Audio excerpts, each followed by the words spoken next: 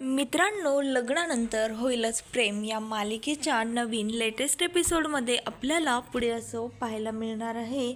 इकडे आता सर्वांचा गृहप्रवेश देखील झालेला असतो आणि त्यानंतर गृहप्रवेशाच्या नंतर जो विधी असतो, जे खेळ असतात ते खेळ इकडे सुरू झालेले असतात आणि त्यानंतर त्यातलाच एक खेळ रम्याने अरेंज केलेला असतो.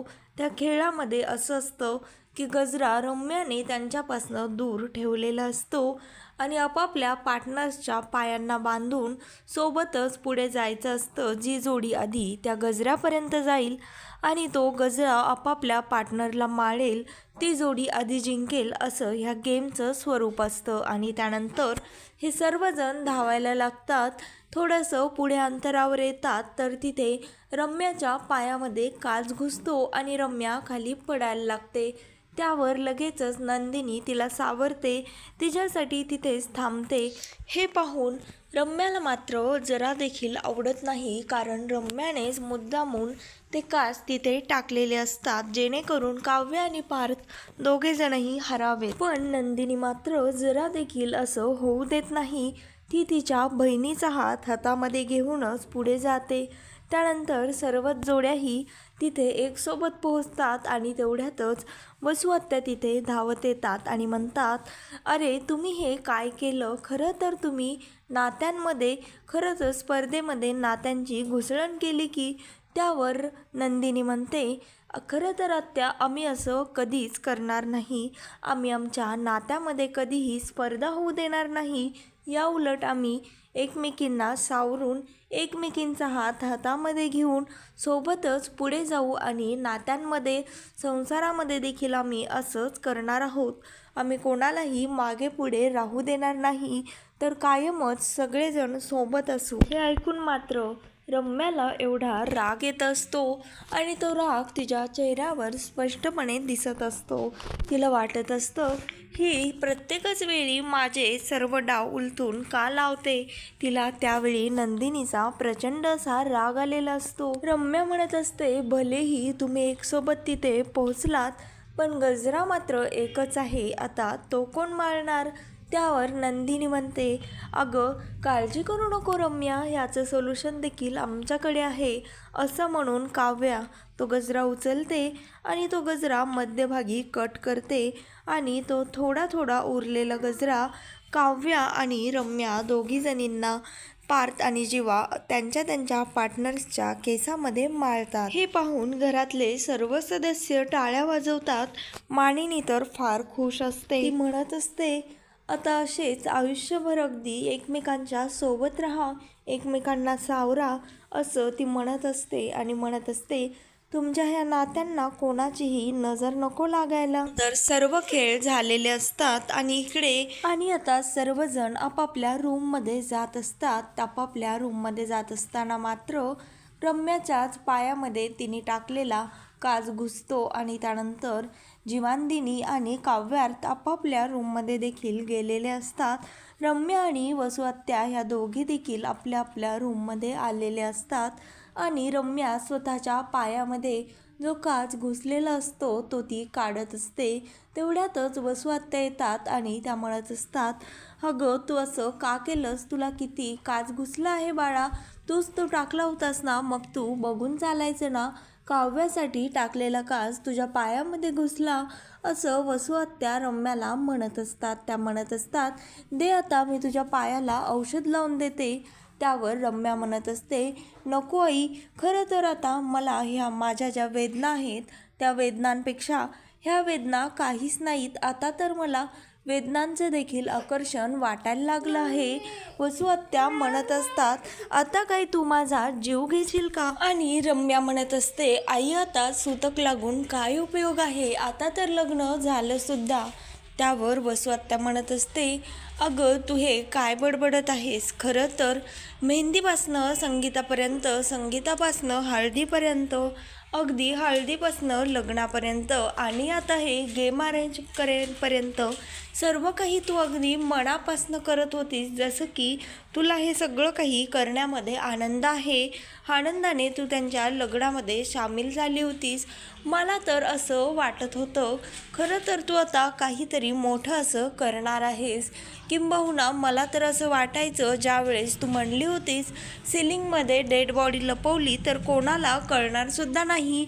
मला तर असं वाटलेलं की तू आता त्या काव्याचा जीव वगैरे घेतीस की काय, पण खरं तर तू काहीच केलं नाहीस. मग असा तू आमच्यामध्ये का भीती निर्माण केली होतीस, जसं की तू काही करणार आहेस. त्यावर रम्या मॅडम म्हणत असतात, अगं आई, मी हे सर्व केलं कारण हे सगळं करण्यामागे काहीतरी माझा हेतू होता. आणि आता तूच बघ ना, घरातल्या मी एक ना एक माणसाचा विश्वास जिंकलेली आहे.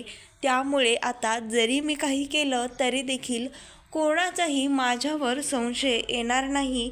आणि मी हे सर्व त्यासाठीच तर केलं होतं. त्यावर वसुआत्या म्हणत असतात, तू आता मूर्खासारखं बडबडणं बंद कर आणि जरा माणसात ये आणि माझ्याशी बोल. त्यावर ती म्हणत असते, आई, खरं तर तुला माझ्या बोलण्याचा अर्थ नंतर कळेल. आता बघ, मला काही करण्याचीच गरज नाही आहे.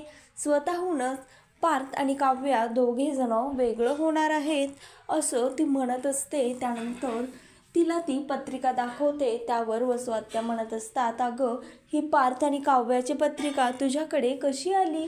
त्यावर ती म्हणते, एक वेळेस पार्थची पत्रिका तुला घरामध्ये सापडणं साहजिक आहे, पण त्या काव्याची पत्रिका तू कुठनं मिळवलीस. ती सांगत असते, अगं, स्वतःहूनच काव्याने मला तिच्या पत्रिकेचे सर्व डिटेल्स दिले आणि त्यानंतर मी ही पत्रिका बनवली. आता तूच बघ, मी तिचा एवढा विश्वास जिंकलेली आहे. आणि आता त्यांच्या पत्रिकेमध्ये असा देखील योग आहे, ते स्वतःच त्यांचं नातं तोडून टाकणार आहेत. खरं तर त्यांना मी वेगळं करू शकत नाही, पण ते दोघंच एकमेकापासनं वेगळं होणार आहेत आणि ते दोघंच काव्याला तोडून देखील टाकणार आहेत. आणि इकडे नंदिनी आणि जीवाचा त्यांच्या रूममध्ये गृहप्रवेश पुन्हा एकदा नव्याने झाला असतो. त्यानंतर त्यांची रूम एवढी सुंदर सजवलेली असते की ते दोघे पाहतच राहतात. आणि त्यानंतर इकडे काव्य आणि पार्थचा देखील त्यांच्या रूममध्ये गृहप्रवेश झालेला असतो. पार्थ तर स्वतःच काव्याला उचलून त्यांच्या रूममध्ये एंटर झालेला असतो आणि त्यानंतर तिला आरशासमोर उभा करतो आणि ते दोघेही आरशाकडे पाहत असतात.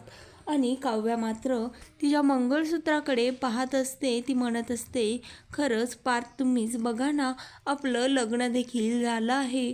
माझा तर विश्वासच बसत नाही आहे. त्यावर पार्थ म्हणत असतो, तुझं नाही, आपल्या दोघांचं लग्न झालं आहे.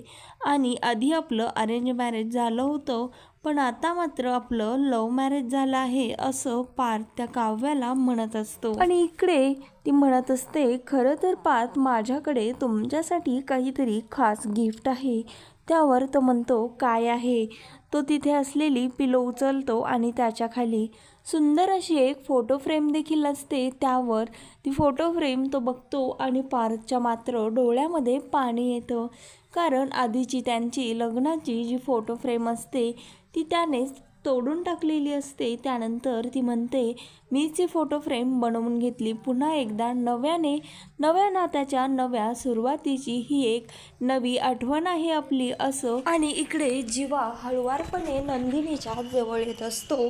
तो नंदिनीच्या जवळ जसा येत असतो तसं नंदिनी त्याच्यापासनं दूर जात असते आणि लाजत असते.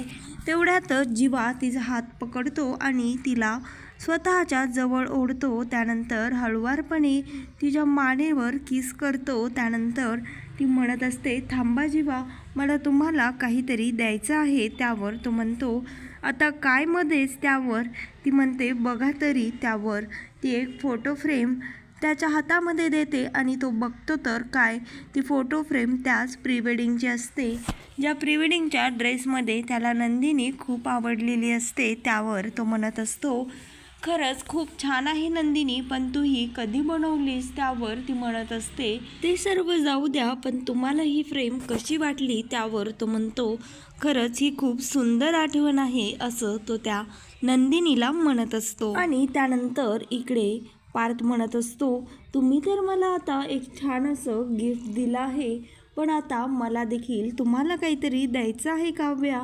त्यावर ती म्हणत असते, काय? तेवढ्यातच तो म्हणतो, आधी तुम्ही डोळे बंद करा. त्यावर तो त्या काव्याला डोळे बंद करायला सांगतो. काव्या मॅडम डोळे बंद देखील करतात आणि पार्थ तिच्या पाया पडत असतो. तिच्यासमोर पाय झाकून पडलेला असतो. तिच्या पायाशी लोटांगण घेत असतो. त्यावर हे पाहून ती म्हणते, हे सर्व काय आहे देशमुख? आणि ती आश्चर्यचकित झालेली असते. आणि इकडे जीवानदिनीचा रोमॅन्स सुरू असतो. त्यांचे रोमॅन्टिक काही खास असे क्षणांमध्ये रम्या व्यत्यय आणण्याचा प्रयत्न करत असते. आणि इकडे जीवा नंदिनीला म्हणत असतो, बास आता, आणखी किती वेळ माझ्यापासनं दूर राहणार आहेस? असं म्हणून तो हळुवारपणे तिच्या गालावरनं हात फिरवत असतो आणि तिच्या गालावरती किस करतो. त्यानंतर तिच्या ओठांवर देखील तो किस करत असतो. तेवढ्यातच रम्या जोराजोरात दार वाजवते आणि नंदिनी अचानक डचकते आणि गडबडून जाते. म्हणते, आता यावेळी कोण आलं असेल? आणि त्यानंतर जीवा दार उघडतो आणि बघते तर काय, दोघेजणही शॉक होतात, कारण समोर रम्या आणि वसू आत्या ह्या दोघी उभ्या असतात. तर मित्रांनो, लग्नानंतर होईलच प्रेम या मालिकेचे नवनवीन लेटेस्ट एपिसोड पाहण्यासाठी आत्ता चॅनलला लाईक, शेअर आणि सबस्क्राईब मात्र नक्की करा. व्हिडिओ आवडलेला असल्यास व्हिडिओला कमेंट देखील करा.